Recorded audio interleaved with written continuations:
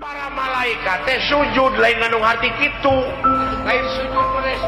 sujud di dinya teh ngawula ka Adam diantarana awas nu awas denge nu ngadenge terus papai ka itu aya sabaraha juta sel dina wujud sia aya sabaraha ribu malaikat anu musik nalikeun teh anu ngaluarkeun angin anu ngenyot angin tapi aya nu teu sujud